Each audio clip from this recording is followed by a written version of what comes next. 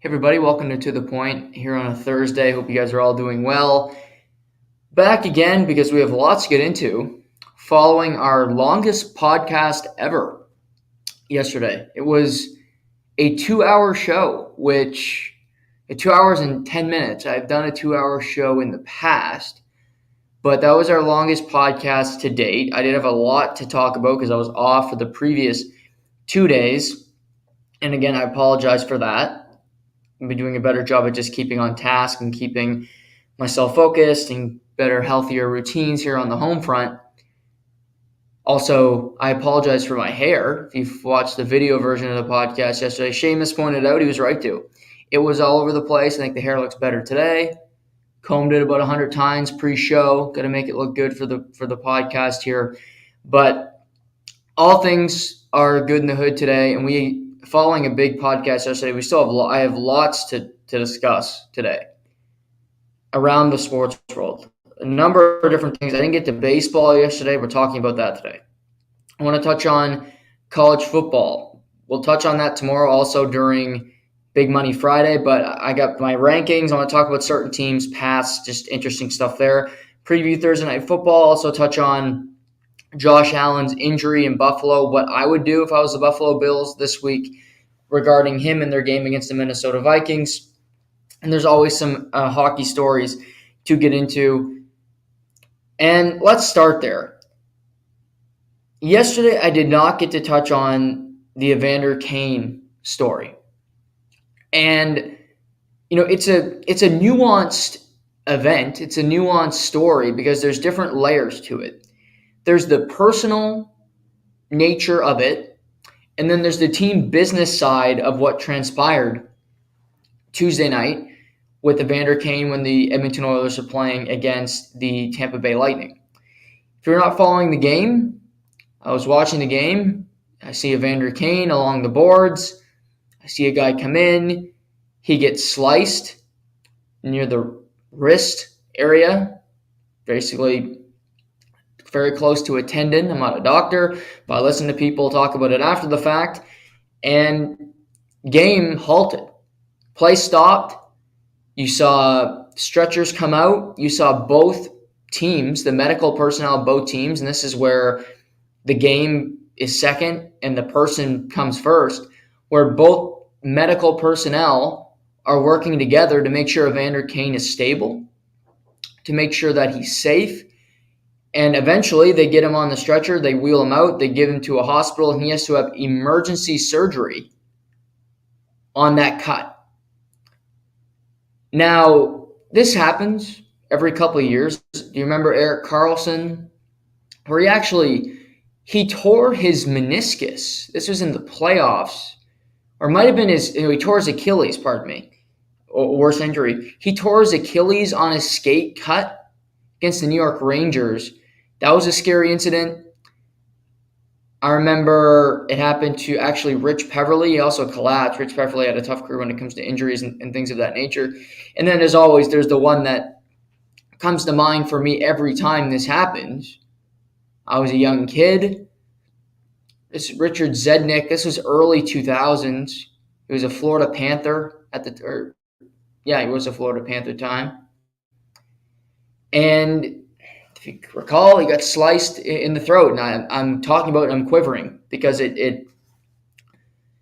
I'm 24 and it still scares the hell out of me seeing the blood on the ice when that happened. He was, and an MD said this at the time, he was seconds away from dying. They got that cut closed off enough. They got pressure on it for long enough to stop it from the blood from flowing. It saved Richard Zednick's life. And these things can happen. We're talking about the game of hockey. It's faster than it ever has been. It's frantic. The systems are out of whack. Players are flying all over the ice. And you got skate blades that are being sharpened after every shift, seemingly, surely after every period. These things are going to happen. Because Evander Kane is okay, it is an injury, like anything else. It's a concussion. It's a torn hamstring. It is what it is. So I'm glad Evander Kane's okay, obviously. Evander Kane is such an effective player. He's a pain in the ass, yes. He's untrustworthy, absolutely. But you also have to respect what he brings to the table. I don't love him personally. I've noted that many times here on the show. I would take him on my team. His skill level, what he brings to the table, in the style of game that he plays alongside guys like Tom Wilson, Matthew Tkachuk, they are so invaluable. They are so few and far between that they might be a headache, but you take that headache every single time. So I'm glad that he's okay. But then there's the hockey business side of it. And the Edmonton Oilers have lost Evander Kane for 3 to 4 months, which I'll tell you this about diagnostics and just doctors. 3 to 4 months, that's a big difference. Is it 3 months or 4 months?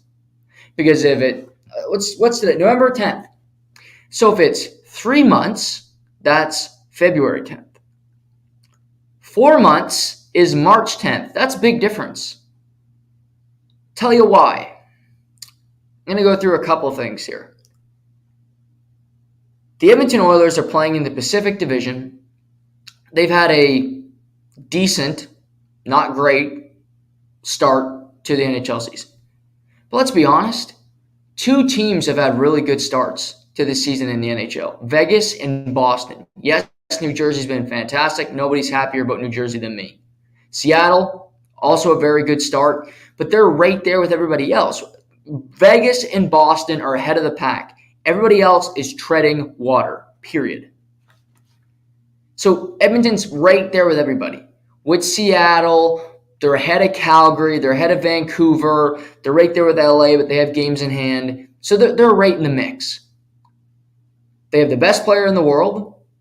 They have the second best forward in the world. No, not 34 in Toronto, 29.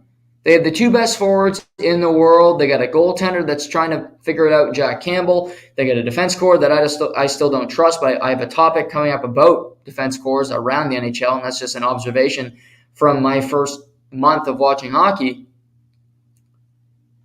They got a good team, like I thought they would. They got their flaws, like every team, but I like their club. Evander Kane is a big loss because Evander Kane is a top 6 forward every day of the week. And as I just mentioned, he brings something to the table that nobody else on that forward group brings. Evander Kane is different than Zach Hyman. Zach Hyman will go into a corner and fight you tooth and nail for a puck. Absolutely. And Zach Hyman's been fantastic to start this season. But Evander Kane will go into a corner, dig the puck out, spear you, then fight the biggest guy next to you, go for that 5 minutes plus the extra, so 7 minutes in the box, come out, score a goal, and then fight you again. He's that type of guy. He's a lot. He's frantic. He's all over the place, but he's also so damn valuable. Losing him is tough because let's just erase this thought right now. You're not replacing him. The Edmonton Oilers can make a trade today for a skilled winger. They're not replacing Evander Kane because that skilled winger is different than what Evander Kane is bringing to the table. I touched on this with the Maple Leafs.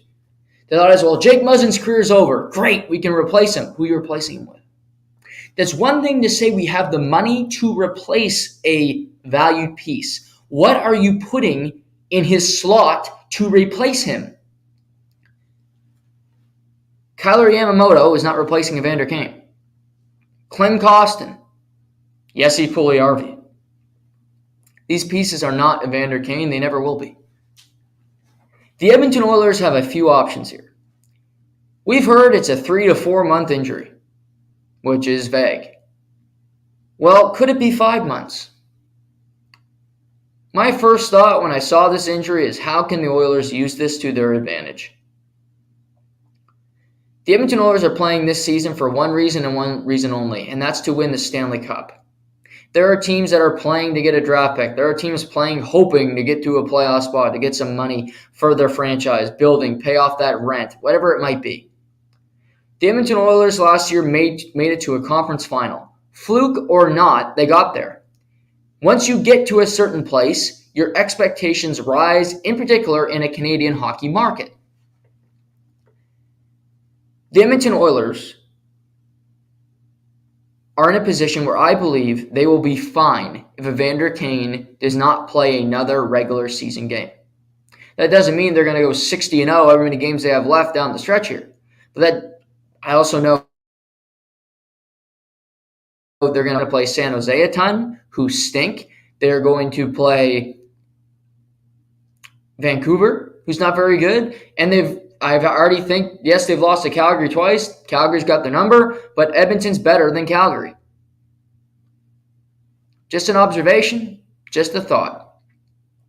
They are right there with anybody in that division. If Colorado's not in that division, if St. Louis can pull it out of their ass, they're not in that division. Minnesota, they're in an easier slot in the Western Conference. So, with that being said, Evander Kane makes over $5 million. And that's a lot of money on your cap. And as I mentioned before, it's easier said than done to replace that value. But what you can do is hold a player out due to injury.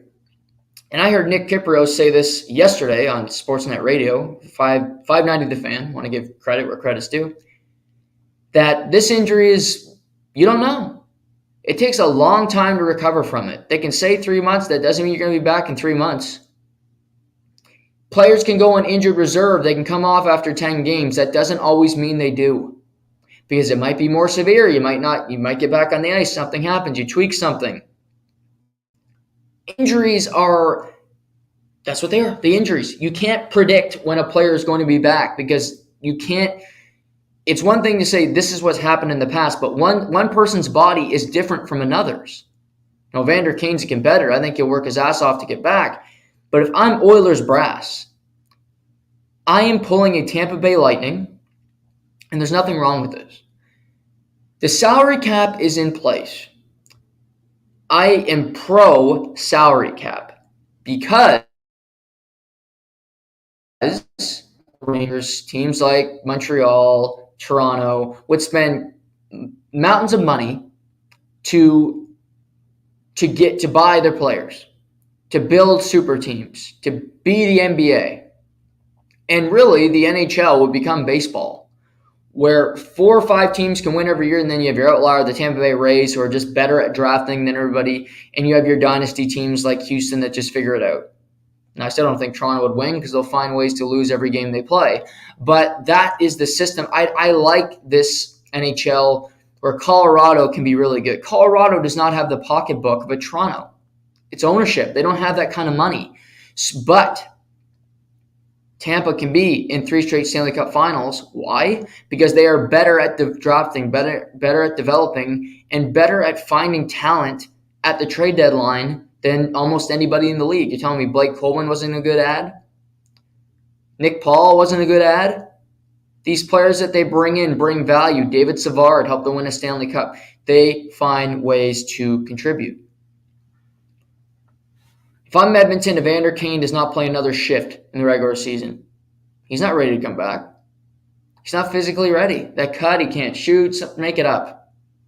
And fans will bitch. Fans will come. Who cares? Who cares what opposing fan bases think? I don't care what fans think, and I'm not even on a team. I don't care what, in life, you should not care what people think. Too many people do, and that's why we're a soft society. But fuck what people think. Live your life and use the system against the system. They say when a guy's injured, his money does not count against your cap. Use it. Toronto. Jake Muzzin, his career might be done. But what I heard from Chris Johnston, who's a well-known Leaf superfan, TSN insider, he said that the doctors told Jake Muzzin if he takes one more big hit, his life could change dramatically. That sounds like he could play again, but he might choose not to. Might just qualm about it. Maybe he won't retire this year, still got to mull it over. The Leafs could then add a player, and then Jake Muzzin could come back. What's different from that than what the Edmonton Oilers, what I'm proposing? Nothing. But it's the Toronto Maple Leafs, so you look past it. Edmonton, Evander Kane will be ready come playoff time. That is an awesome gift. Have him ready to play, dominate. But if that player, if you got that $5 million available, you have a first-round pick, you have some prospects. Dylan Holloway, you can hope can contribute. But you got other pieces. Klim Kostin is a former first-round pick. You got him in the minors right now. He's a good player. Xavier Bourgault, you have him in the minors. You have Raphael Lavoie, former World Junior player. You have some prospects that I think would be intriguing to other organizations. So with that being said, you look at those prospects, you look at a first-round pick, whatever it might be, and you identify a team that's not going to make the playoffs. You look at a San Jose. You look at a Anaheim and you say, well, how about what do you guys have to offer? Who are you guys looking to get rid of? Do you guys want to trade pieces? And you find somebody to come in and fill a slot. It might not be the winger role. It might be a centerman. I think, helping that back end would be paramount for the Edmonton Oilers. Their back end stinks. Their back end is not strong. They need help.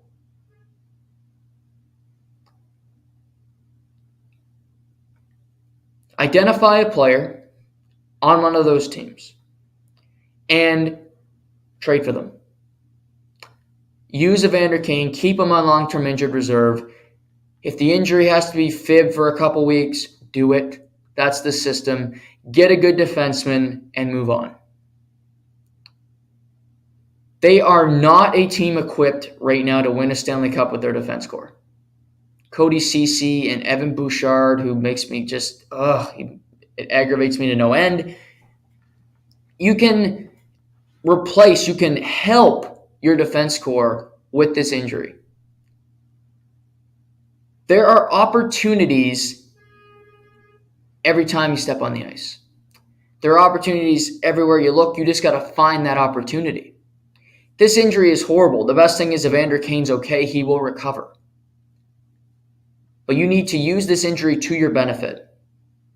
Klim Kostin, in the meantime, is going to get an opportunity to play NHL games. He was in St. Louis, was the last pick of the first round in 2018. He hasn't panned out. He'll get an opportunity to play some games. See what he can do with this team. Give him a role. If he can play. You'll find out. Maybe if he's great, he becomes a trade piece. You can hang on to some of those guys playing in the American Hockey League right now, like aforementioned Xavier Bourgault. But use, and I'm thinking right now, just on the fly, and the reason I point to San Jose and Anaheim is because those teams stink. They're junk. They're no good. Cam Fowler. Cam Fowler's on an expiring contract in Anaheim. He's a really good defenseman. He's not a number one, but you don't need him to be a number one. You're not trading for – there's no number one defenseman available. Cam Fowler brings something to the table because he can bring something offensively, but he's also a guy that's a great puck mover and just has a great sense for the game. And we saw Josh Manson. Josh Manson was on a bad hockey team for a long time in Anaheim. He got traded to Colorado. He was unbelievable in the playoffs for the most part. Had a rough finals. Other than the finals, he was really a strong pillar on the back end for the Avs. So based on that fact, Cam Fowler, trade him, get him out of – he's only played for Anaheim. He must love it there. I don't blame him. The weather, I'd kill to live there. But trade him to Edmonton. He can go back. Klingberg's also an unrestricted free agent in Anaheim. I like Fowler better personally. Klingberg has a lot of faults in his game, a lot of faults in those stars. So I'd identify Cam Fowler now. Just float it out there. Hey, what do you think? What do you think of this? Can we do it? And there's also this, ladies and gents, there's also this. If Evander Kane wanted to play a few games at the end of the year before the playoffs, maybe you trade for Cam Fowler. Maybe Cam Fowler goes down with an injury. Maybe Zach Hyman gets hurt. Does every year. I mean, that wouldn't be completely out of the realm of possibility that Zach Hyman towards the end of the year, he's already got 20, 25 goals. He's having a great year. Plus, who cares how many goals he scores? When it comes to him, he's got 5 more years after this one on his contract. He goes down. He's got a little knee tear. He's torn his ACL a number of times. He's got to get that looked at. He's got to rehab it. He's got to sit down. Evander Kane, well, oddly enough, he's available to come off the IR. He can hop off it. Zach Hyman goes on LTIR, 10 games, 5 games, whatever it might be. And before you know it, they're both in the playoff roster for the Edmonton Oilers, and they're in better shape. There are ways around this system. The salary cap is there. The salary cap is going up next year. But if you're not cheating, you're not trying. The Tampa Bay Lightning said they cheated. I remember people had that argument when they won the Stanley Cup, and I said, you're an idiot. Nikita Kucherov had hip surgery, serious surgery. Talk to anybody. If not, go break your hip, have the surgery, and see what it feels like. Then come back to me and let me know how fun it was. He had hip surgery, then he was ready to play in the playoffs. And they got pieces to help that team. For people that didn't like that, you're just upset that your organization didn't think that much. Weren't as progressive. Didn't get as good people to the deadline, did you? Didn't get the pieces that were necessary to win. Good organizations find ways to win. Bad organizations continue to find ways to lose. Edmonton, to their credit, got to a conference final last year. They have been a losing organization for 15 years. But you got McDavid, you got Draisaitl. McDavid and Draisaitl are 2 players that can win you a Stanley Cup, but they need help. That back end is number 1 because Jack Campbell is not a guy I trust all the time. Cam Fowler back there helps you with Darnell Nurse because Darnell Nurse was not healthy in the playoffs last year. Maybe Bouchard gets better. He does get better, but he still aggravates me. Cece's back there. Brett Kulak, I'll never love him, but they signed him long-term for some reason. Just a thought, Edmonton. I'm not even going to charge you for this idea. You probably already have it. But if this happens, gents, ladies, just come back to the point because first thought that came to mind was this is what the Edmonton Oilers should be thinking about. Montreal Canadiens have won 2 straight games. That's not the story I'm here to talk about. They beat Detroit in the gimmick on Tuesday night. They destroyed the Vancouver Canucks last night. I will say for Montreal, actually I do have a couple thoughts on Montreal. Number 1, Jake Allen's playing well, but credit to Samuel Montembeault, who's their backup goalie, but he's getting more starts this season. He's really found his game. He was in Florida originally. He was a high draft pick. Montreal claimed him on waivers the season Carey Price was injured. He had to come in and make some spot starts. And he was brutal last year. He had like an .875 save percentage. He was all over over 3 goals against per game. He was a disaster. He's settled in. He played on Montreal was in a back-to-back last night. He played well. He looked confident in the net. So credit to Samuel Montembeault for finding his game. Also for Montreal, they're right in the mix after 14, 15 games, which credit to them for being in this position. And credit to Nick Suzuki for his hot start to the season. And I'm loving his game. He is the 200-foot player that they drafted, that they wanted.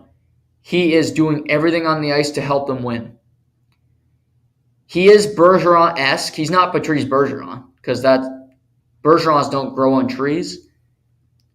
But the best thing about Nick Suzuki, and something he does better than Patrice Bergeron, he has more natural offensive ability than Patrice Bergeron. I think Patrice Bergeron has to work harder for his goals than Suzuki does. Suzuki can go bar down, where that's not going to happen for Patrice Bergeron.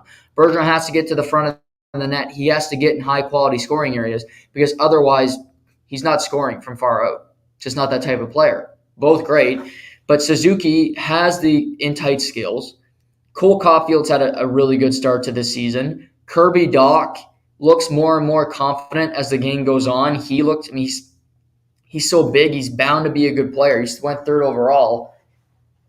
To me, Nick Suzuki is the straw that stirs the drink. He became the captain of that team, which is a big responsibility, especially in Montreal. They are much harder on their players than any other locale, in my opinion. That includes Toronto. Montreal, you got to deal with a English media, and you also have to put up with the French media, with RDS, who are really brutal. They want you to win so bad, but when you are not winning, they will come at you with just all kinds of fire. So I love Suzuki's game right now. He looks great. He's playing really, really good hockey.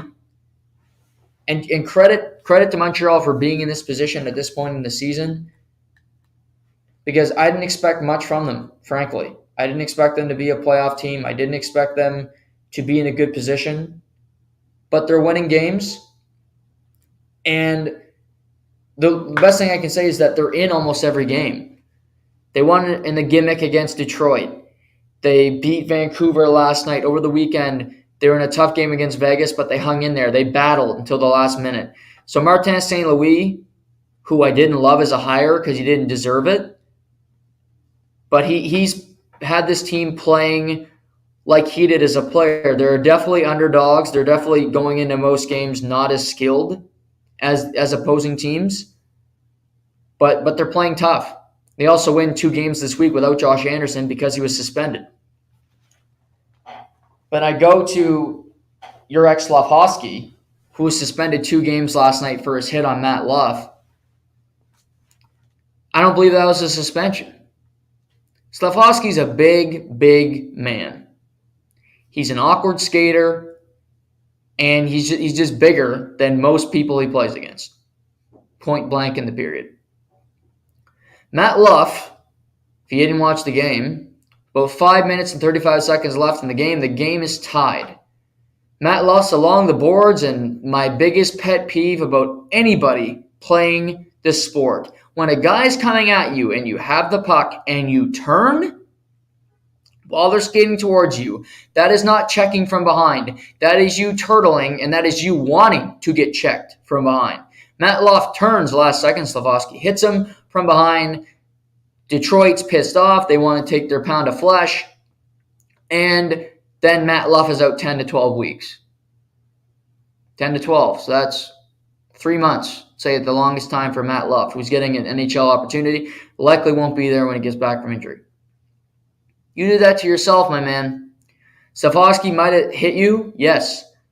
But when a guy's skating full blast at you because you got the puck and he wants to hit you and you turn, that is not on the player. That's on you. You wanted to get hurt, and that's what happened to you. These suspensions where guys turn is just bullshit. The game's too fast to blame the skater in that position. And also, Slafkovsky gets a 2-game suspension. He's a rookie. There's no precedent for this. He's not a dirty player. I just thought the suspension was Bush League, quite frankly. And Anderson gets suspended in the same week. Slafkovsky gets suspended, and Montreal wins 2 games. Credit to them. They're playing hard. They got an underdog mentality. I like their team. The playoffs, I don't think they're going to be great come the end of the year, but I like the makeup of it. They need to change some pieces out. I'd love to see them trade Brendan Gallagher before the trade deadline, because I just don't think he's a fit there long term. Also move out some pieces from that back end.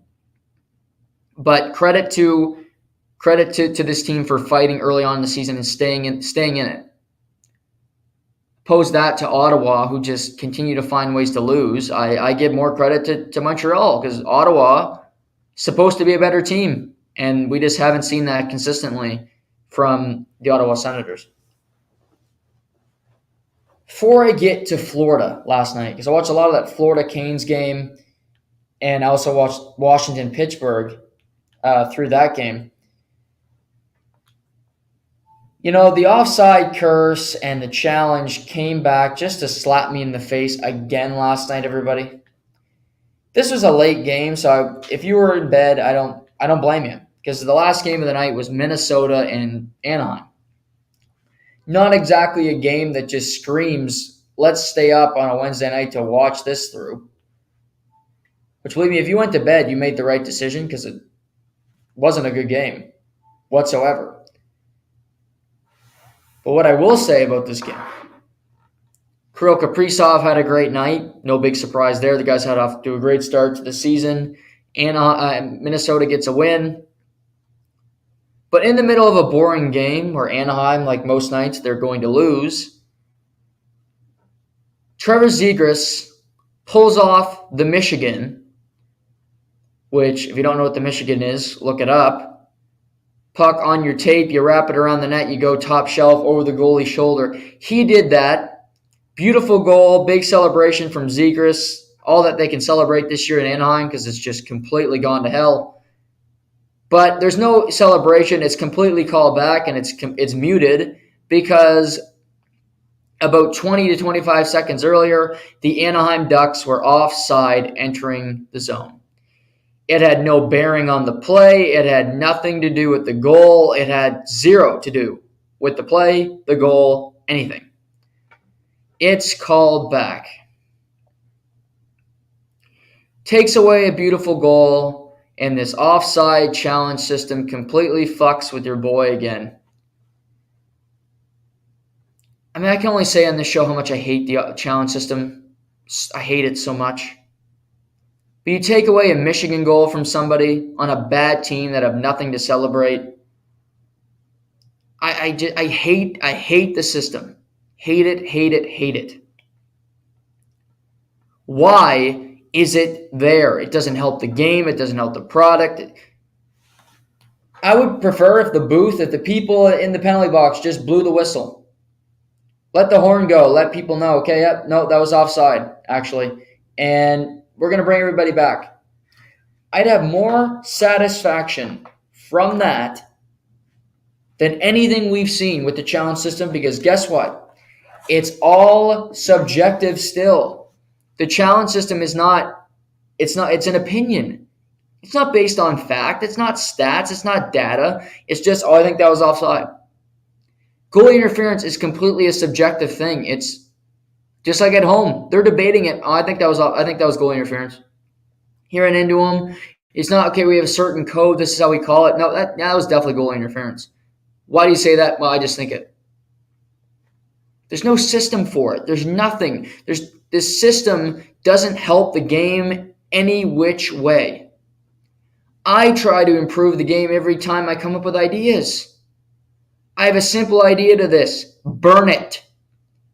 Do a Kevin O'Leary. He says when you have a bad pitch, when you have a business that's not making money, that's just complete dog shit, you take it behind the barn and you shoot it.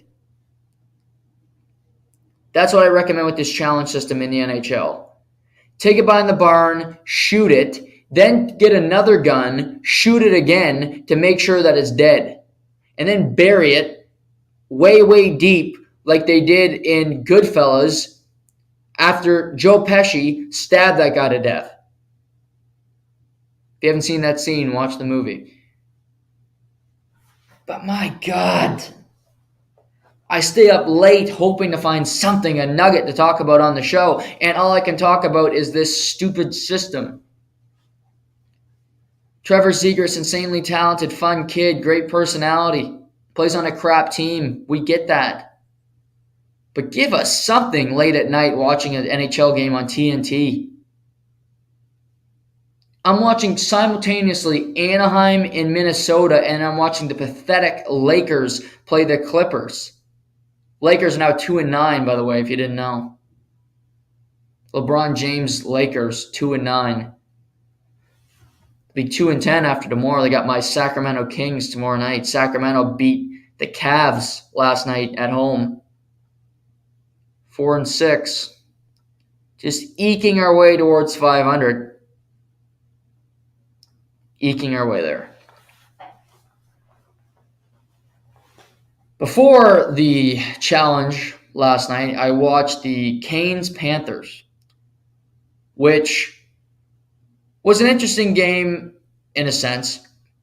You're watching Carolina. You're not going to be overly stimulated. That's just the way they play hockey. Rob Brendamore plays a very structured system. his teams play that system until, they know what they're doing. It's not fun. It's not particularly entertaining, but it's gotten them to the second round last year. It's gotten them to conference finals, and Rob Brendamore has been a very successful head coach in the National Hockey League. And I watched the Canes, who have lost 2 in a row, but they do lose to Toronto and they lose to Florida, 2 playoff teams last year, and 2 teams I expect to make the playoffs this year.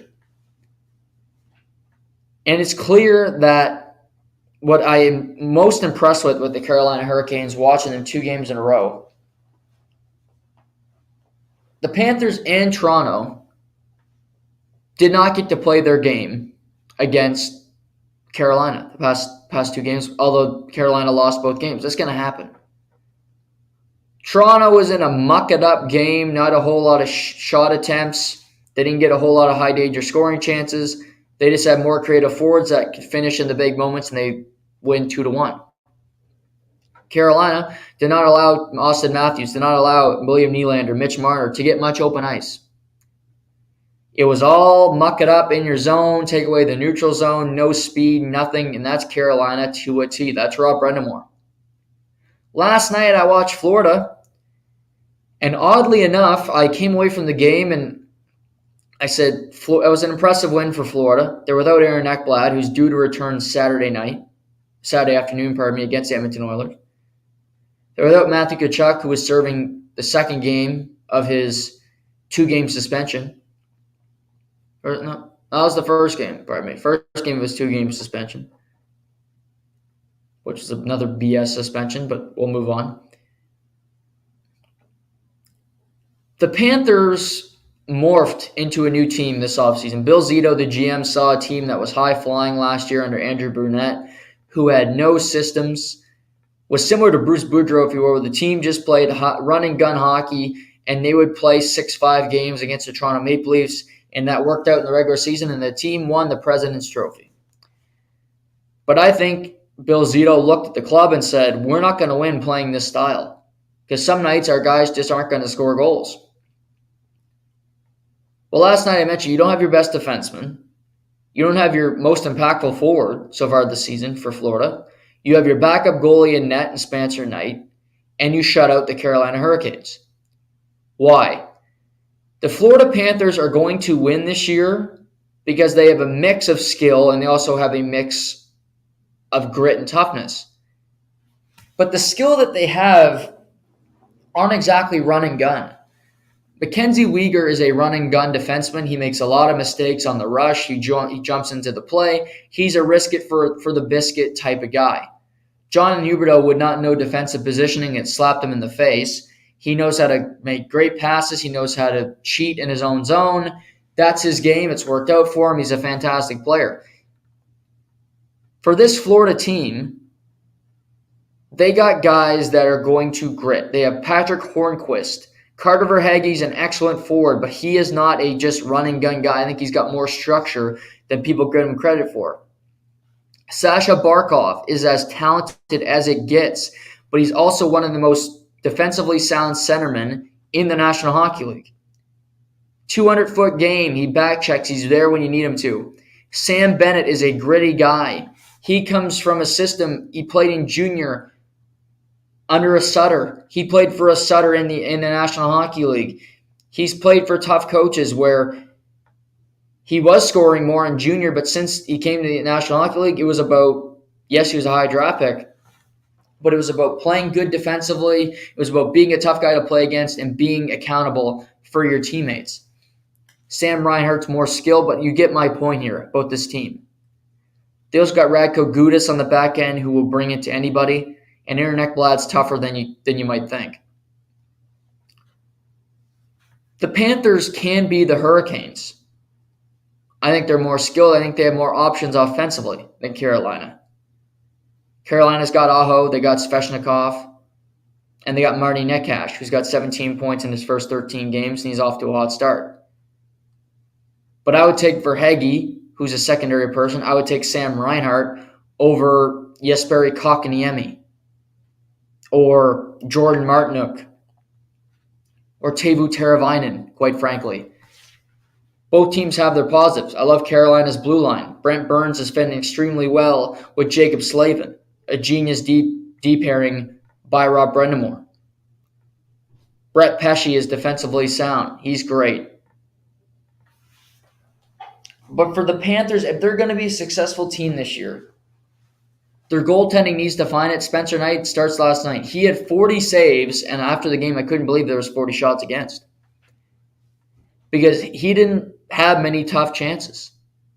Carolina gives up a lot of shots. But Carolina does not give up high-quality scoring chances. That is the key to them. They might give up 35 shots a game, but you're like, well, did they really? Was there a part in the game where you were worrying about that team scoring a high-quality chance? No. That's Florida to me. They are going to morph into a different team. And they're going to get more opportunities in this sense because I think grinding it, getting into things, it opens up opportunities for a guy who's finally blossoming, who has been a good NHL defenseman, but off to a fantastic start to this year, and that would be Brandon Montour.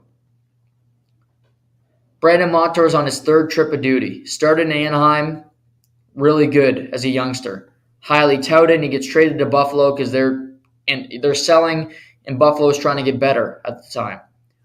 Goes to Buffalo, can't really find a role. Buffalo completely implodes from under themselves, and Brandon Montour ends up in Florida. He was traded there at a trade deadline, and he's starting to find his game truly. Aaron Ekblad's been out for the last 3 weeks. He's been the number one guy.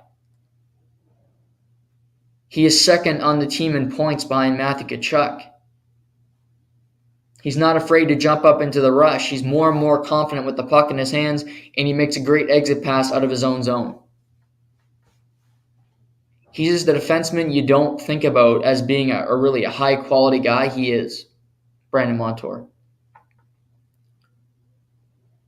So I think the Panthers and the Hurricanes, they play last night. They don't play in the same division, but they play very close together, obviously Carolina and Florida. They have many similarities. Last night was one of the best defensive games Florida's played in a number of years because their team is just simply different. And I juxtapose that to Calgary, who I talked about yesterday, and watching the game last night, it became more and more clear for me. Calgary, with Jonathan Huberdeau, who's there, is being asked to play a similar system to what they're doing in Florida. Paul Maurice coached in Carolina. Carolina have never been run-and-gun teams. They've never been. Think of their head coaches. They had Peter Laviolette, who won a Stanley Cup there. Peter Laviolette's a structured coach. He always finds ways to have success wherever he goes. Stanley Cup final with Philly. Had success in Washington. Was in Nashville. Got to a Stanley Cup final there.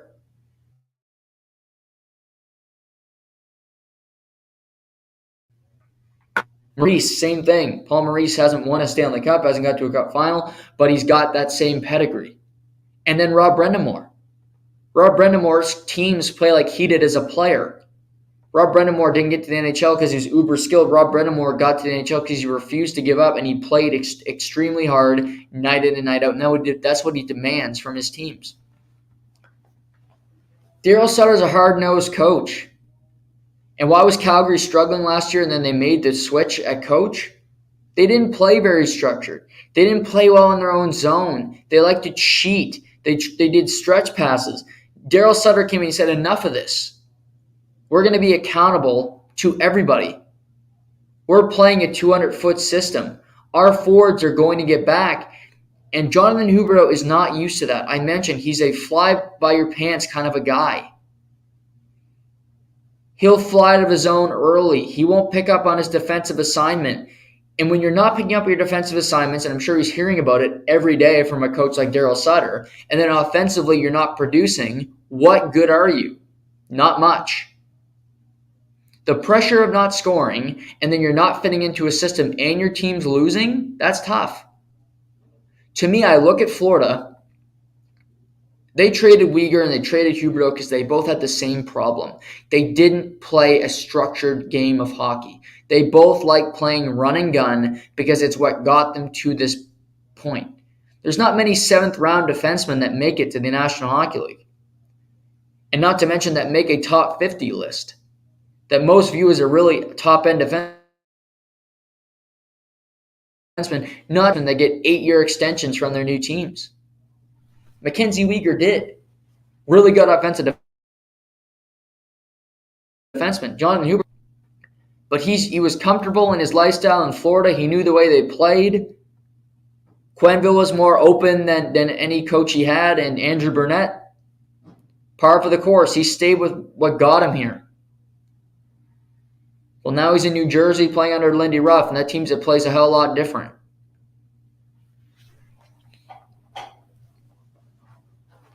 I'm going to give Huberdeau a grace period, but I see what the struggle is. Florida and what Calgary want to be aren't that different.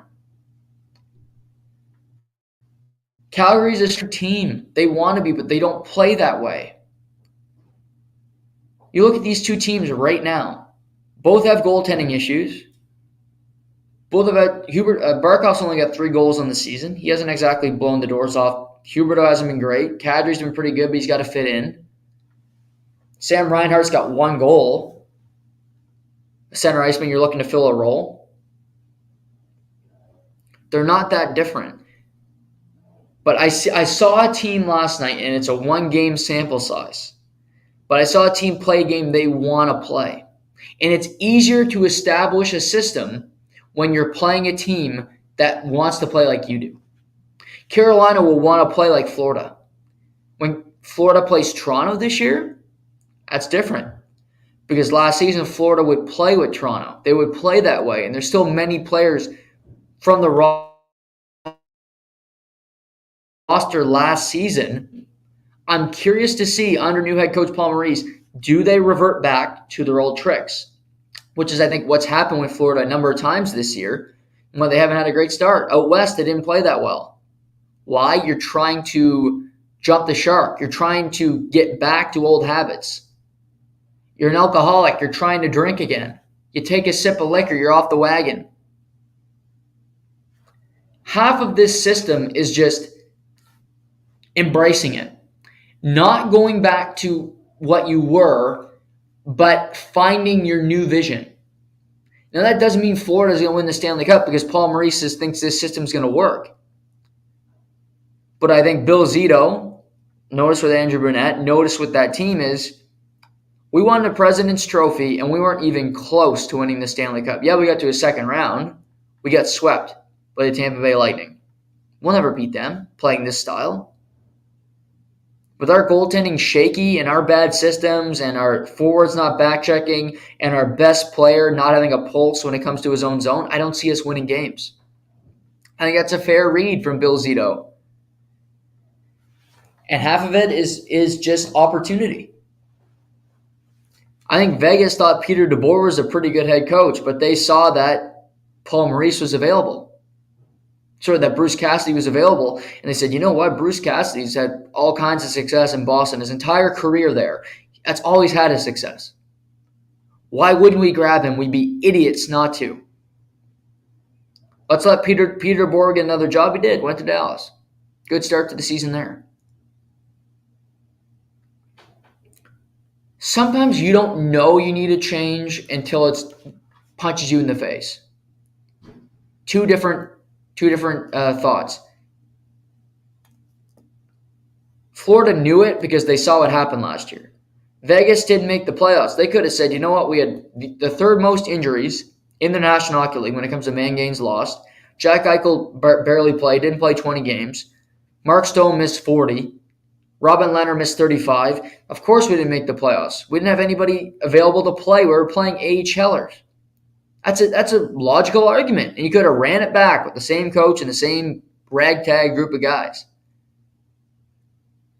Well, Vegas did run it back with the same ragtag group of guys, but they brought in a new coach to play a new system because they said, you know what? We just got slapped in the face. We love Pete. We fired Gerard Gallant to bring in Pete DeBoer.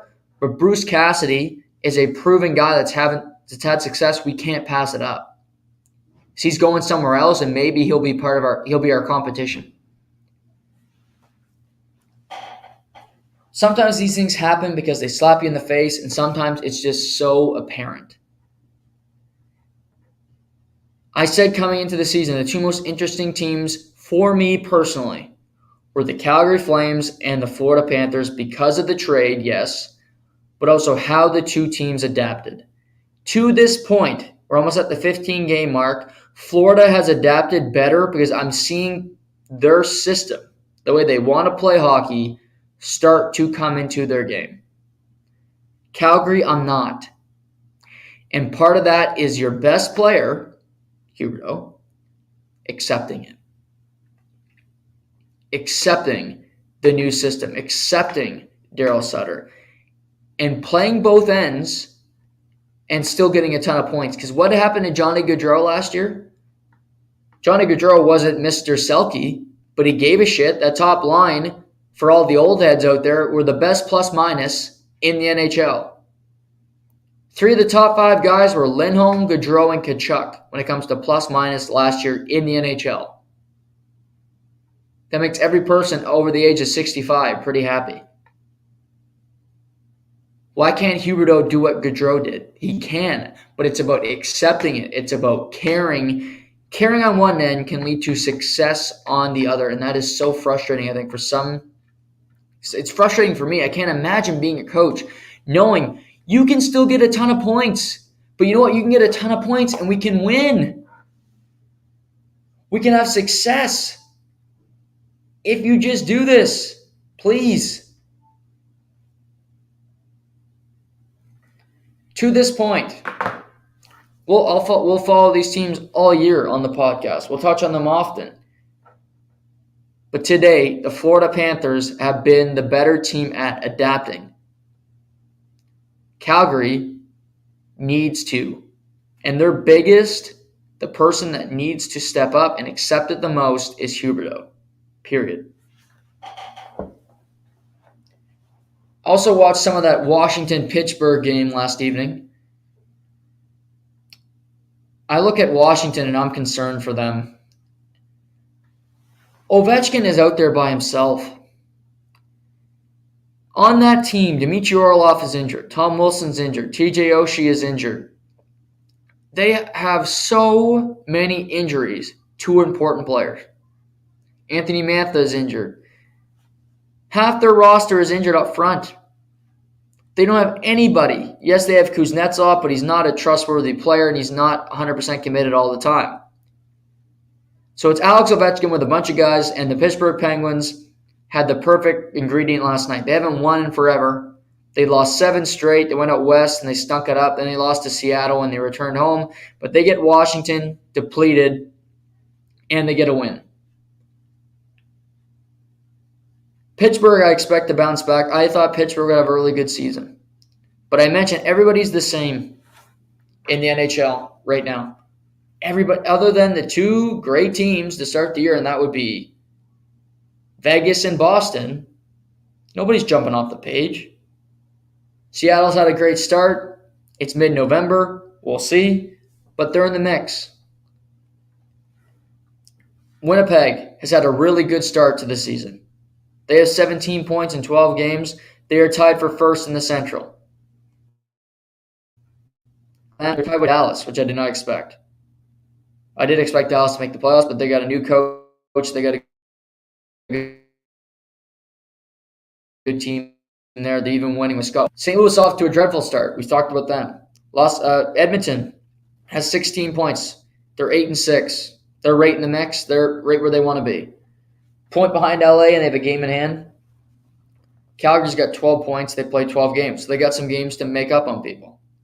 They got Boston tonight. Detroit. Toronto. All we talk about is Toronto. Oh, they're falling apart. They got 17 points in 14 games. They're tied for third in the Atlantic with Florida. Technically, they're tied for second in the Atlantic, but Detroit has a game in hand on both Florida and Toronto. Then you have Tampa and Montreal, both with 15 points. Buffalo at 14, and you have Ottawa and at the end with 8. In the Metro, New Jersey is first with 20 points. My Islanders have 18. Carolina's in third with 17. You have Philly. New York's only got 15 points. New York, the Rangers have had a dreadful start. Then you have Washington and Pittsburgh. Pittsburgh's got 2 games in hand on Washington and New York. Everybody is in the mix. NHL tonight, what am I watching? Watch Hurricanes last couple nights. I'm not doing it again. They're playing the Oilers. Flames Bruins is interesting to me. That is definitely on the dock. You got Golden Knights Sabres. Of course, got to keep my eye on that one. Sabres. Watch almost every Sabres game. Eric Comrie, Logan Thompson. I got to tell you, Rangers are interesting too because they played really poor hockey this year. Shesterkin hasn't been that sharp. Neither has Andrei Vasilevsky, the 2 best goalies in the NHL. Red Wings have been pretty good. Ville Husso, who they acquired last offseason, is 5-1-2 in the season. He's got a 186 goals against and a 941 save percentage with 2 shutouts. He's been red hot. He's been fantastic for the Red Wings. That's an interesting game tonight. Red Wings, Rangers. Absolutely. And you got the Avs coming back from their trip to Finland. They won 2 games over there against Columbus. They got the Preds tonight. So that's some interesting games in the NHL. Nothing big when it comes to storylines, stories in the NHL today, I don't believe. They're going to double check about that before we pivot to baseball. But those are my we'll talk about some games tomorrow, of course. We'll preview some of the games this weekend. We got, I know everybody's favorite, the Leafs got a double set this weekend. They got Pittsburgh on Friday in the Hall of Fame game. And then they got the Vancouver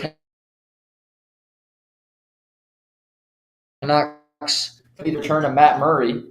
Sheldon Keefe's been teasing it. Tell you what, if Matt Murray is not 125% healthy, he is not starting for me. Because 1 game this time of year does not mean that you should start a guy.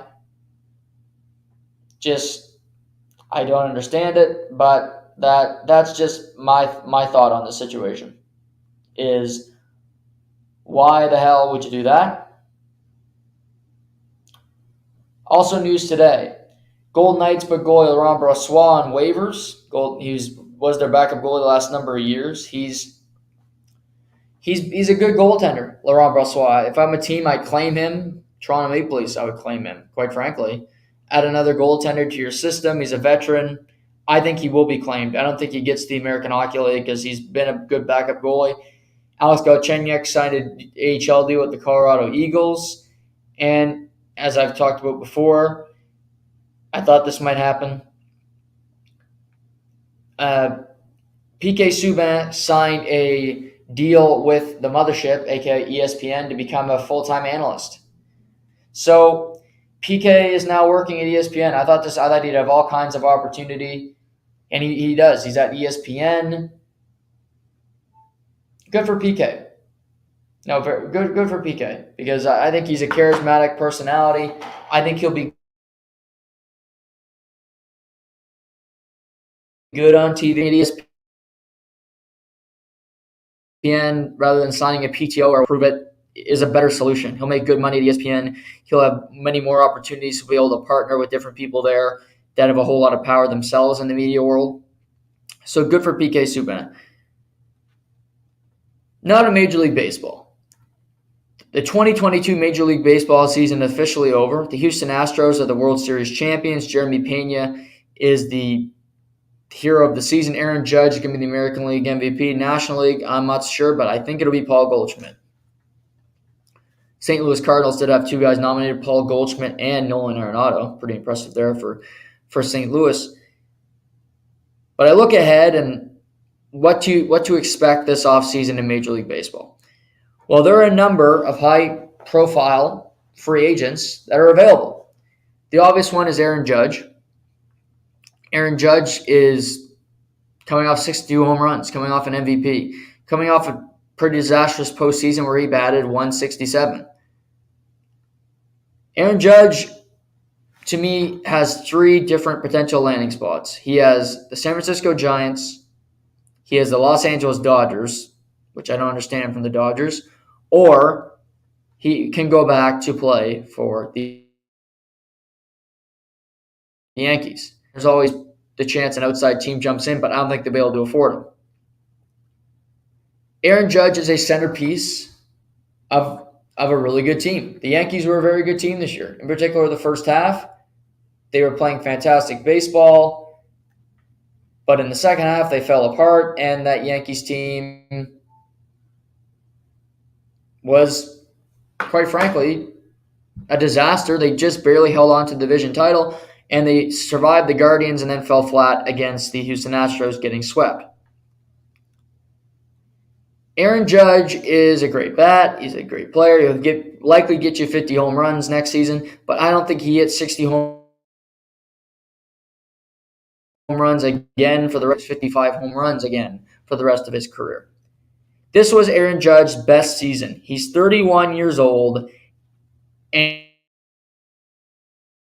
he's a free agent. A team that gives Aaron Judge 8 to 10 years on this next contract, and they are the sucker of the sucker. I am not doing it. I'm just not doing it. I'm not giving him 8 years, over $300 million. I read a piece this morning.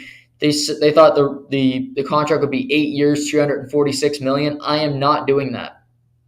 I'm just simply not doing that because I can't do that to my franchise. I don't understand it. Yet I think this is his best season. I'm not giving a 31-year-old that kind of money. I've referenced Albert Pujols in the past. No thanks. The Yankees, I predict, will do it. I think he goes back to New York, but it's a massive mistake. Trae Turner. Trae Turner is one of the best young shortstops in baseball. He's a World Series champion with the Washington Nationals, and he's just a guy that hits for average every year, and I expect his average to even be better next season with the shift going away, with making it easier to get hits. For a guy like him that can hit singles, that doesn't exactly hit for power all the time, this is going to be an advantage for him. All I hear is, it's going to help the people that strike out and just hit singles and hit home runs. I think it'll even help the hitters that are just that good even more. Trae Turner's a free agent, and he's got options because I think every team in Major League Baseball would love him. The only teams I don't see being willing to sign him are the Texas Rangers, the Boston Red Sox, because they have their shortstop. Well, do they? The Yankees, likely, but maybe they'll throw money in him if they can get rid of Gleyber Torres, make some changes to that infield, which I do think are necessary. I expect Trae Turner to return to the Los Angeles Dodgers. However, I'll throw 3 teams in there as wild cards. The Chicago Cubs stink. They have been really since they won the World Series in 2016. But they did win that World Series, and they sold out to get it. Good for them. They need pieces to get better. Wilson Contreras is another free agent, one of the best catchers in baseball. I think the Cubs want to. They need an infielder. They don't have a great infield to begin with. Javi Baez is gone. Anthony Rizzo is a New York Yankee. They need somebody to play shortstop. They have Suzuki, who is very good, but I think Trae Turner, you could put him at second. You could put Suzuki at second. They have a lot of options. Trae Turner to the Cubs makes a lot of sense. They're a big market. They'll spend money even though they're not any good. Dumb teams do that every year. Look what the Colorado Rockies did this season with Chris Bryant. Chris Bryant didn't play 100 games, didn't hit 20 home runs. Anybody remember that contract he signed just after the lockout ended? Of course not, because it's the Colorado Rockies, and they stink. It was a dumb signing. I said at the time. Trae Turner, Cubs are an option. I think the Dodgers are an option. The Toronto Blue Jays should be on the phone with Trae Turner's representatives. Bo Bichette will be a second baseman at the start of next season. If he's not, the organization has failed and they don't really care about winning. And if they tell you they do, they're lying. Bo Bichette's not an everyday shortstop. He's going to blow out Vladimir Guerrero Jr.'s hamstring in no time if they don't pivot him over. His throws are always off kilter. They're never on time. You want Vladdy in the lineup for 160 of 162. Give him a couple of rest days in there. But you want a shortstop that gives him the ball cleanly. Trae Turner, Dodgers, Cubs, Blue Jays, or I'll throw in a wild card team, which isn't really a wild card team because in baseball there's only so many teams that'll spend money. I'm going to go with the New York Yankees because they could sure need them. They could sure use them. Carlos Correa. Carlos Correa, the former World Series champ with the Astros. If you don't recall, they let him walk. Jeremy Pena replaced Carlos Correa, who makes $750,000. Carlos Correa signed for. He batted .248. He didn't hit 30 home runs, and the Minnesota Twins missed the playoffs by 10 games. Sounds good. Would you rather take the $750 or the $30 million man who did jack shit for the Minnesota Twins? Correa is a great defensive shortstop. He is a winner, but he's also got Scott Boras for an agent. He's an egomaniac. I'm not paying Carlos Correa $30 million or more. Trae Turner is a better shortstop. Xander Bogaerts, who we'll get to, is a better shortstop than Carlos Correa. They both have better averages. They both hit more home runs, and they're both live in reality somewhat. I like Carlos Correa, but I don't think he fits into a team well. I think he's an outlier on that Astros team, and there's a reason they let him go. It was more about Carlos Correa than it was about him, than it was about the team.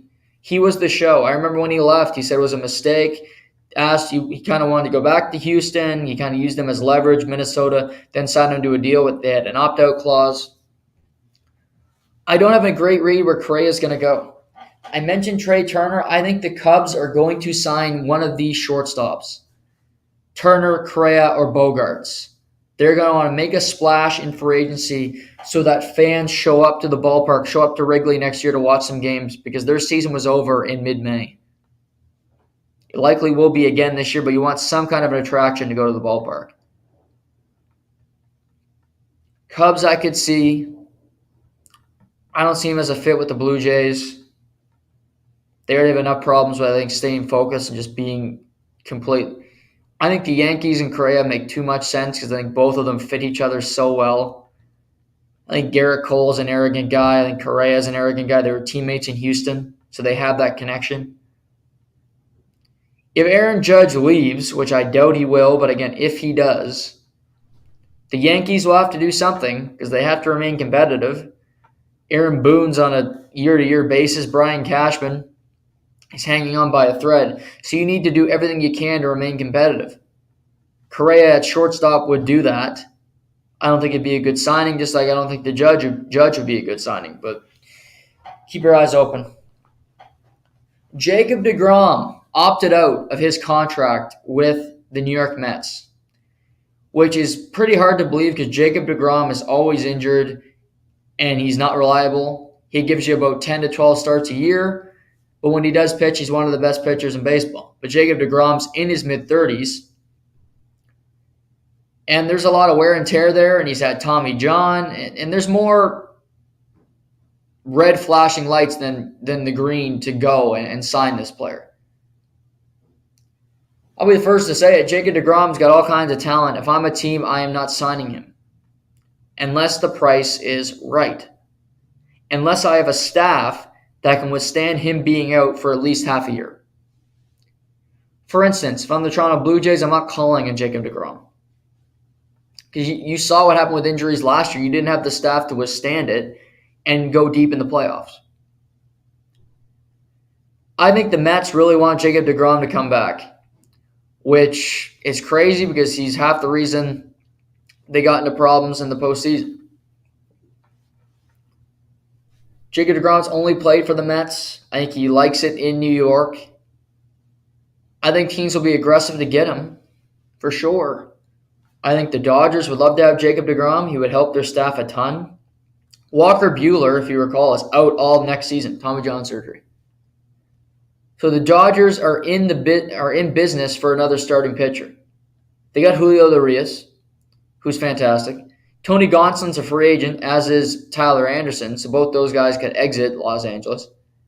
Clayton Kershaw opted out of his deal, so I believe he'll be a Dodger on a one-year deal, but Clayton Kershaw is more of a 4 to 5 starter. He's not an ace anymore. He's not a top of the rotation type guy.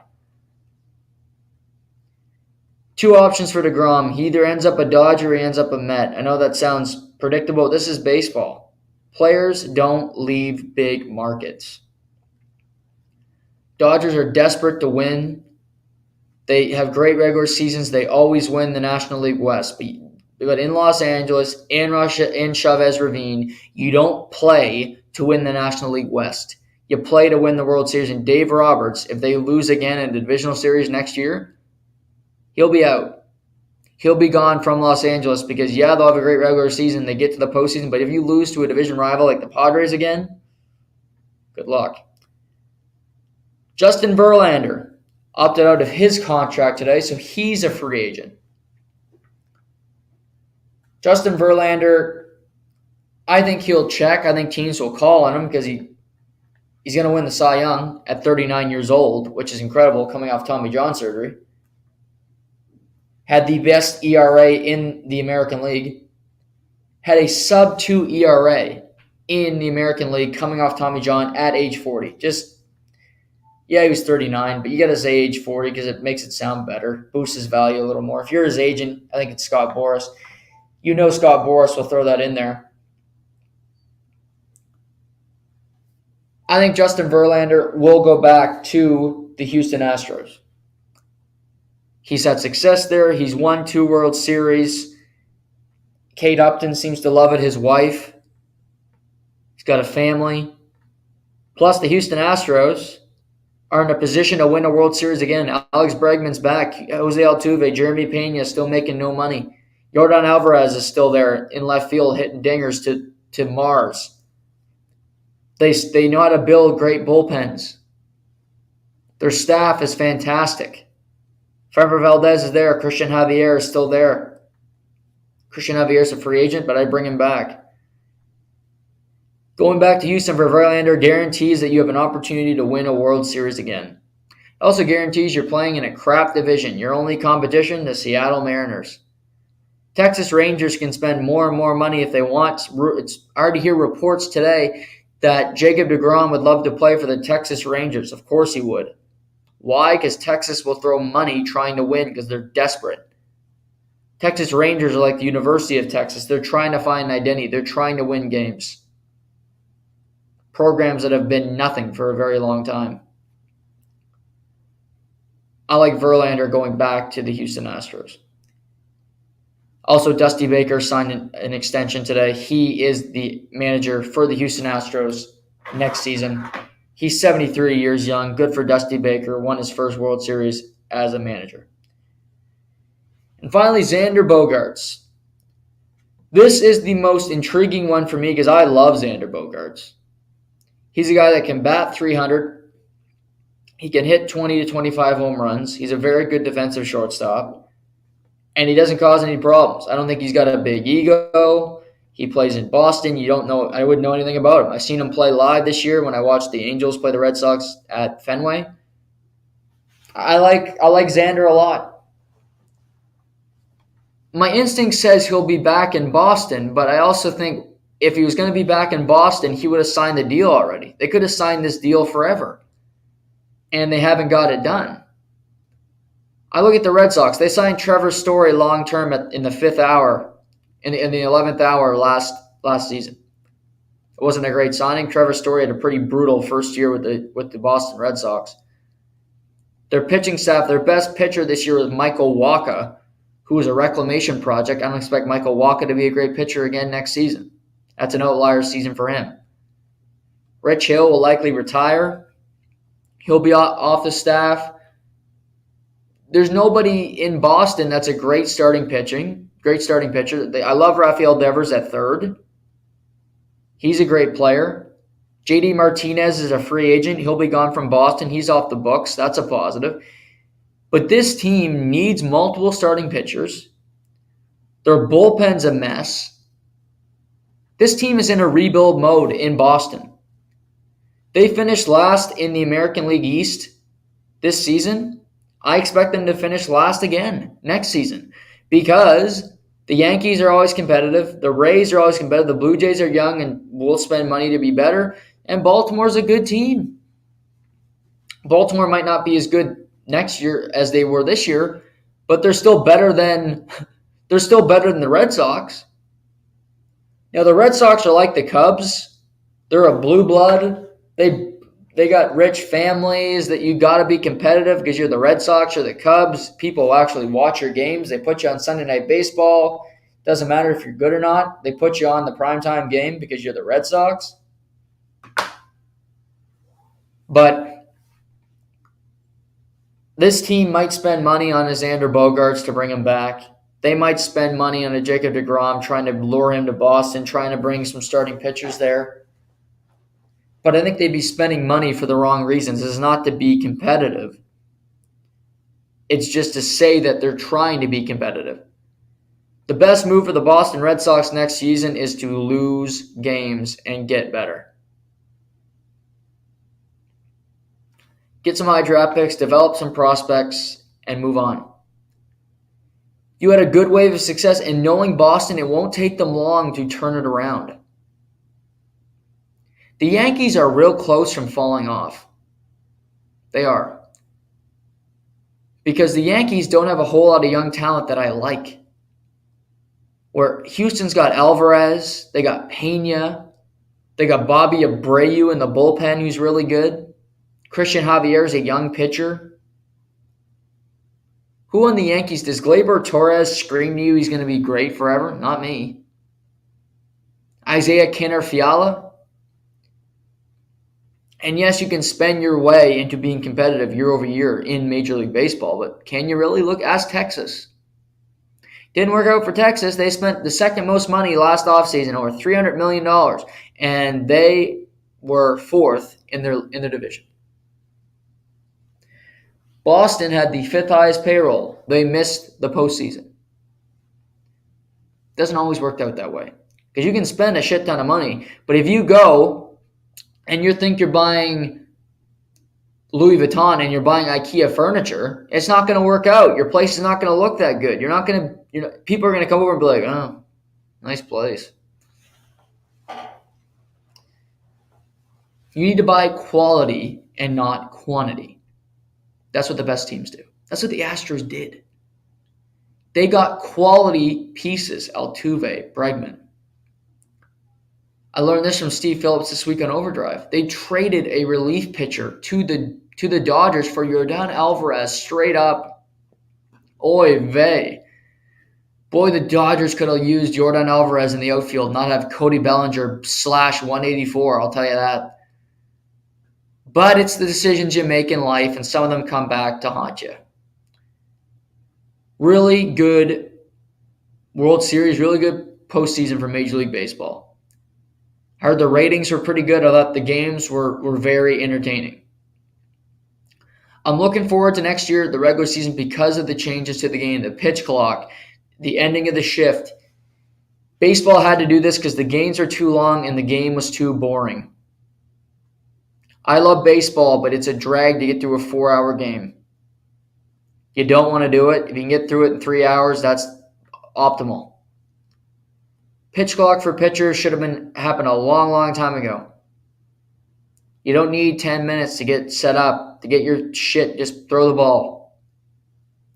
Love the new designs. Love the new way they're going to approach the game. I'm also super intrigued to see what this offseason is like. Where certain players end up, who's spending money. We'll have to wait a minute. It's normally January before we see money spent. To me, the first big domino that comes off the board is Aaron Judge, because that will decide how teams are going to approach free agency and how they're going to approach spending money. I really think the Dodgers want Aaron Judge. I don't understand it, but I really think they want him.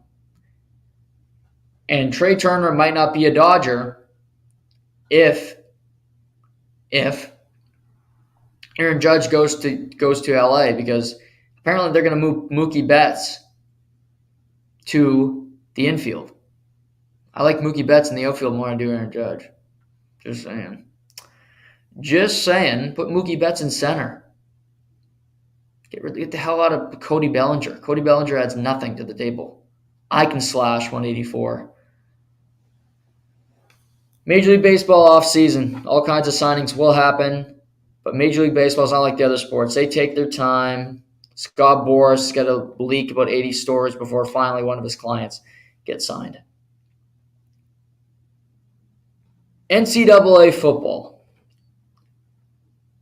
Tuesday night, we got our newest college football rankings. The Final Four were as follows. Number 1, Georgia. Number 2, Michigan. 3, Ohio State. 4, TCU. This was actually my Final Four. So I agree with the playoff committee. Georgia is number 1 for obvious reasons. They beat Tennessee, who was the former number 1.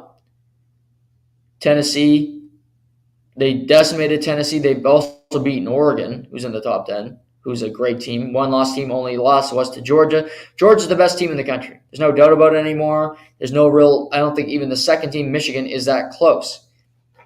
So I totally agree with that. Number 2 is Michigan. Yes, Michigan is number 2. Why? Because they've been more impressive in their wins than the Ohio State have been in theirs. Michigan have been blowing out teams. Blake Corum's been running the ball extremely well. And I look at the way Michigan and that offensive line plays. They beat Ohio State last year because they ran all over them. And I worry about Ohio State this year. The two teams meet in 3 weeks. At the big house, at the shoe in Ohio State. Ohio State has Maryland and they have Indiana. They beat Northwestern by 2 touchdowns. And yes, it was a rainy day, but Northwestern is 1-8. Northwestern has 1 win on the season, and that was in Ireland. They have not won a game in the United States. Brutal year for Northwestern, and it was a sloshy, just a brutal performance from the Ohio State, all things considered. So Michigan should be number 2. Ohio State would be 3. I don't expect the top 3 to change in the next number of rankings, quite frankly, because I don't expect any of those teams to lose. And unless Michigan just plays horrible in an effort, Ohio State will not jump them because I don't think it makes a whole lot of sense for them to pass them. But Ohio State should crush Indiana this weekend. We'll preview that more tomorrow, but I expect the 3 to remain the same over the next couple of weeks. Number 4, I did not think they'd have this team at number 4, but they did. They had TCU. TCU is undefeated from the Big 12. And TCU has 4 wins against ranked opponents. That was the second time in history of college football that in 1 month a team beat 4 ranked opponents in a row. TCU has done everything they've had to do this year to be in this position. They've beaten Oklahoma State. They've beaten Kansas State. They've gone through tough opponent after tough opponent, and they remain on top. And TCU controls their destiny now that they're in the Final Four. TCU has a tough schedule remaining. This weekend, they are at the University of Texas, and yes, Texas is not a great team. They have 3 losses on the season, but it's still Texas. You still have to go there. It's a night game. You know that crowd will be going in Texas. That's a big game for TCU and Max Duggan. If TCU loses 1 game, in my opinion, they're done. They're done. They have to go undefeated. They have to win the Big 12. They have to win the Big 12 championship game to get to the Final Four. That's the only way they do it. There's Cincinnati of last year. But they got Texas. Then they have another ranked opponent in the Big 12. I forget the team now. And then they got the Big 12 title game. So they got a real tough schedule down the stretch here because the Big 12 is deep. They got Texas, and they have Baylor, and then they finish against Iowa State, and they'll have the Big 12 championship game against likely Texas and or Baylor in that game. So tough road ahead for TCU, but they control their own destiny. Number 5 was Tennessee. I'm fine with that. I also had Tennessee 5. Tennessee's only lost to number 1 Georgia. To me, if Tennessee wins out, they got Missouri. They don't have really any tough opponents down the stretch here. They've already beaten Alabama. They crushed LSU, and they lost to Georgia. Michigan and Ohio State play each other. That means one of them is going to lose. Unless that game's extremely close, I think Tennessee will leapfrog the loser of that game. So to me, if Tennessee wins out, they will be a Final Four team because their only loss is to number 1 school in the country. It could be Georgia-Tennessee again in the 1-4 matchup in the college football playoff, quite frankly. So for Tennessee, who has Missouri this week, they got a couple teams down the stretch here. Win out, I think you're in a good position to make the CFP. Number 6, Oregon. Oregon got crushed in week 1 against Georgia. Oregon's also in a really good position to make the college football playoff. I'll tell you why. If Oregon wins out, they got a tough game this weekend against Washington. That's another night game. This is a really good weekend for college football. We'll talk about it more tomorrow. But Oregon's a really good football team. If they win out and they win the Pac-12, where they'll have to beat either UCLA or USC in the Pac-12 championship game, they will have one loss. They will go 13-1, and the only loss being to the number 1 school in the country. So, hypothetically, Georgia goes undefeated. Michigan beats Ohio State. So Michigan's in. They're undefeated champions in the Big Ten. Ohio State would have lost. And then you have TCU, we'll say they lose. I think you can see Georgia, Michigan, Oregon, and Tennessee. Because losing to the number 1 school is more impressive than losing the number 2 school in the country. Georgia being number 1, then Michigan. Oregon and Tennessee, both with one loss, get in. So I think Oregon does have a path to get to the college football playoff. It's just tough to do in the Pac-12 because that conference does not get any respect, but it should this season. It's so much tougher than the Big Ten this year, the Pac-12. Washington's a really good school. Washington State's a pretty good team. UCLA, USC, Oregon, they got some good schools in the Pac-12. They got some good football in the Pac-12. Utah, another really good 2-loss team. So the Pac-12 is one of the best conferences. I think it's the second best other than the SEC this particular season. There's some good teams. There's some really good players in the Pac-12. There are opportunities for Oregon to get in, UCLA, and USC. Because USC would need to win. They got a game against Colorado tomorrow night. Then they have to beat UCLA on November 27th, then win against Oregon in all likelihood in the Pac-12 championship game. So they beat UCLA, whose only loss was to Oregon, then beat Oregon, a 1-loss school that had only lost to number 1 in the nation, Georgia. I think if USC runs the table, wins the Pac-12 with 1 loss, they also get in. It's incredible. LSU has 2 losses. There's 7. You have Alabama there. But to me, if I had to predict the Final Four right now, just based off schedule, watching a lot of football, to me, I think Georgia, they will have to play in the SEC championship game. They'll play Alabama or they'll play LSU. I think they beat either school. I think they beat either one, and I like Georgia to be number 1. 2, Michigan and Ohio State's a toss-up. I'm more worried about Ohio State lately. I like Ohio State's quarterback a hell of a lot more than I like J.J. McCarthy in Michigan. I'm going to go Ohio State, but again, I'm apprehensive about that because I don't think their team toughness is what it used to be. But I do like their defense a hell of a lot more, but it's about their offense just clicking and playing just a full game together. 3, it's tough to line it up, but I'm going to say Oregon.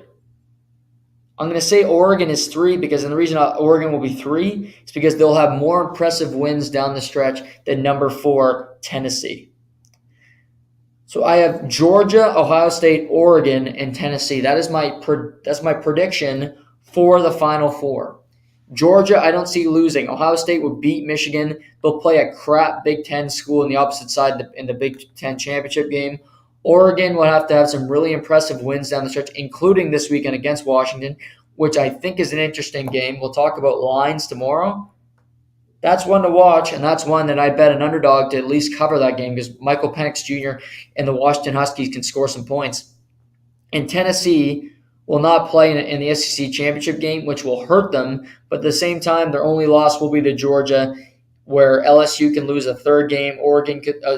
Alabama could lose a 3rd game. TCU gets 1 loss, they're done. You're knocking off teams the more games they play, where if Tennessee, you sit there and you kind of wait it out, you're in a better position than the opposition around you. Interesting stuff, I'll tell you. There's a lot of moving parts in college football, but tomorrow we'll talk about it all. When it comes to lines, I'll do the NFL lines for the day, different news and notes with headlines, with injuries. Tonight's game, Falcons Panthers, NFC South. I know that doesn't scream to you that's a great game for Thursday Night Football. And I agree to a certain extent. But what I've seen from Thursday Night Football this year, this is an extremely watchable game. If you recall, 2 weeks ago, these two teams played. It came down to the wire. DJ Moore, the Panthers would have won this game, but DJ Moore took his helmet off in the end zone. They got a 15-yard penalty, moved back to PAT, and Eddie Pinheiro missed it. Then went to overtime. The Falcons beat them. The Panthers could be 3-6 right now, but they're 2-7. But if they win tonight, they're 3-7. The Falcons are 4-6. Somehow the Panthers are right back in the mix. PJ Walker is getting the start tonight despite being benched last week. He got benched at halftime against the Bengals as they were getting crushed. Falcons are a 3-point favorite on the road. Normally, a home team gets 3 points as a favorite. I look at this here. Carolina's tanking. The Falcons really need this game because they want to keep pace with the Tampa Bay Buccaneers.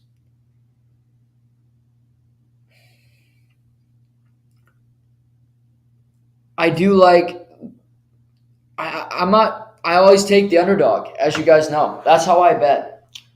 And I love betting the Falcons when they are an underdog. But they're not, so I can't do that. The Panthers their first quarters are terrible. The Panthers have averaged 3 points per first quarter this season, which is bottom 10 in the NFL. PJ Walker averages 34 yards passing in the first quarter. They don't start off great.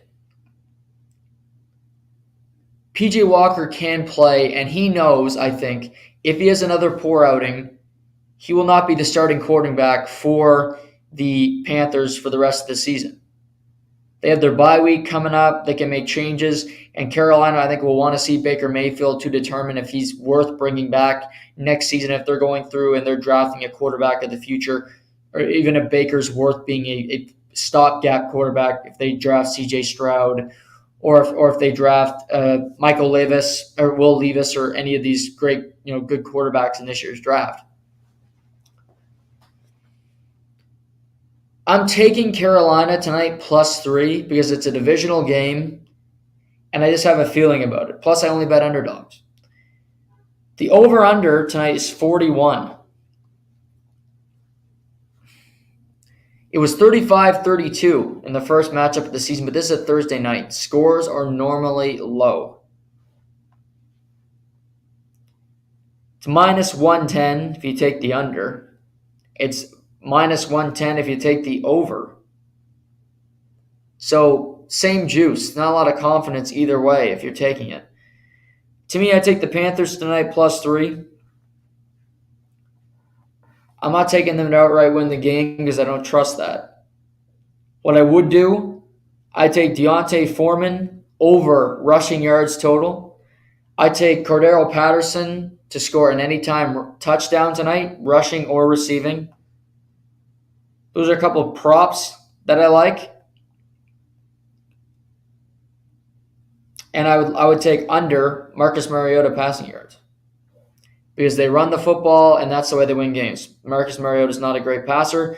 So those are just a couple things I go with the NFL tonight. We'll have all the lines tomorrow. We'll recap this Thursday night game. I mentioned Flames, Bruins tonight. You also got some more interesting games. And we'll get you set for the weekend. Also tomorrow, the Friday version on Remembrance Day. UFC 281. We'll talk about that. Some interesting stuff happening in the UFC this weekend. A great pay-per-view. And we'll preview it all for you guys tomorrow. We'll talk about the weekend. We'll talk about the games. Great to be back. Great to be chatting alongside all of you. Have a great long weekend. We'll talk to you tomorrow. This has been To The Point.